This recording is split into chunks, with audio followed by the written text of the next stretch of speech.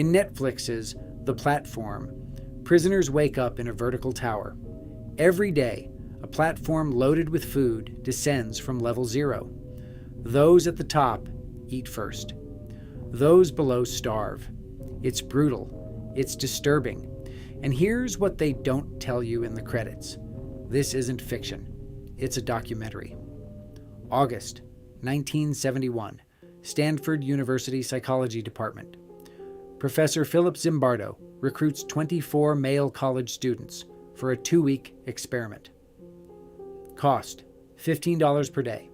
Promise, you'll experience life as a prisoner or guard in a simulated prison. The setup was simple. Basement of Jordan Hall, cells constructed with metal bars. Guards got uniforms, mirrored sunglasses, batons. Prisoners got numbers. The experiment was supposed to run for 14 days. It ended after 6. Day 2. Prisoners rebelled, ripped off their numbers, barricaded cell doors. Guards responded with psychological warfare. Strip searches, sleep deprivation, forced exercises, solitary confinement in a closet they called the hole. Day 5. Prisoner 8612 began screaming. "I'm burning up inside. I can't stand another night." Day 6. Christina Matzlock, Zimbardo's graduate student, visited the experiment. Her reaction: "It's terrible what you're doing to these boys." Zimbardo shut it down the next day. The experiment revealed something terrifying. Given the right structure, ordinary people become monsters, not because they're evil, because the system makes it easy. Zimbardo identified 3 core mechanisms that drive systemic abuse. Number 1, dehumanization. Prisoners weren't called by name. They were numbers. Guards wore mirrored sunglasses, so prisoners couldn't see their eyes. When you remove humanity from someone, you remove guilt from hurting them. Number 2, diffusion of responsibility. Guards operated in teams. No single guard felt personally responsible for the abuse. I was just following the group. Number 3, power imbalance conditioning. The system was designed to create hierarchy. Guards had authority. Prisoners had none. After 48 hours, both groups internalized their roles. This isn't abstract theory. It's neuroscience. The brain adapts to power structures.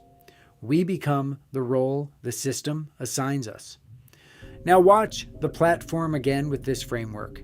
Dehumanization. Prisoners aren't given names. You're level 48 or level 171. Your humanity is your floor number.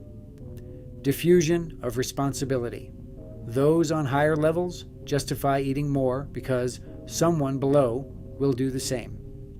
No individual feels responsible for the starvation below. Power imbalance.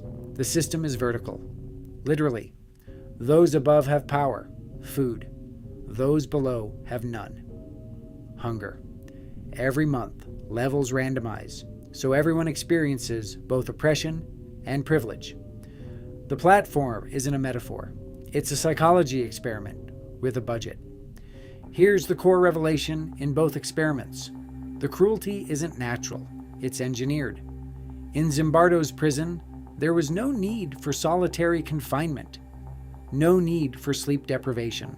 The guards created these punishments because the system encouraged it. In the platform, there's enough food for everyone. The top levels could eat reasonably, but they don't, because the system rewards excess. Zimbardo wrote, "The line between good and evil is permeable.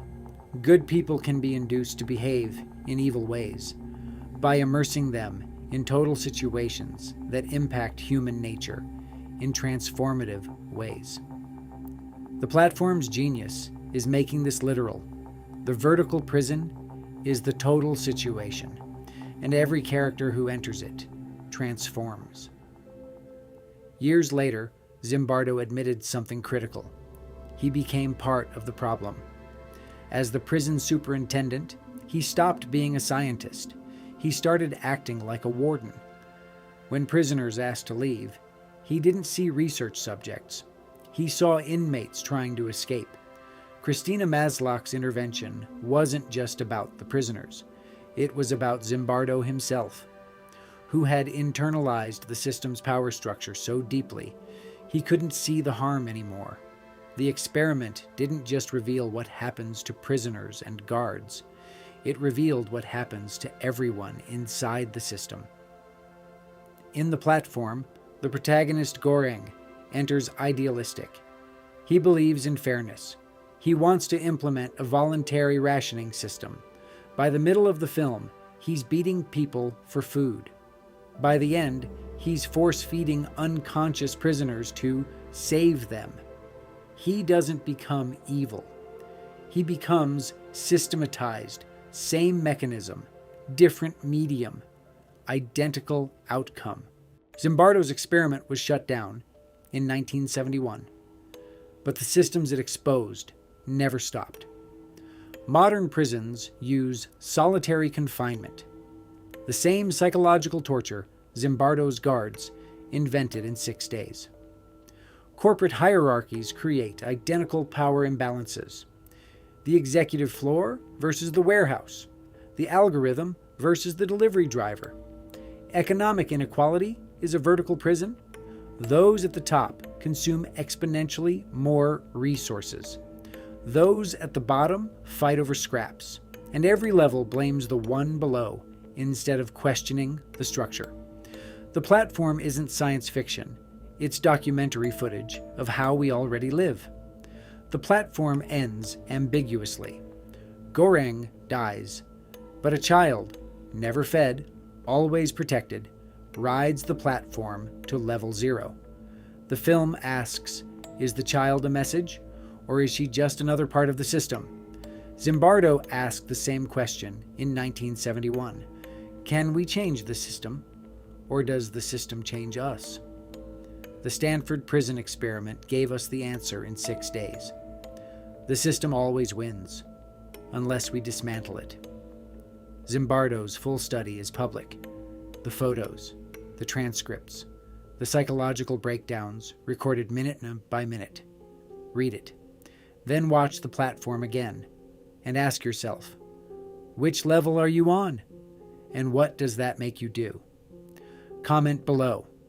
If you woke up on level 120 of the platform, would you ration or would you eat? Because the Stanford Prison Experiment proved one thing. We all think we'd be different. We're all wrong.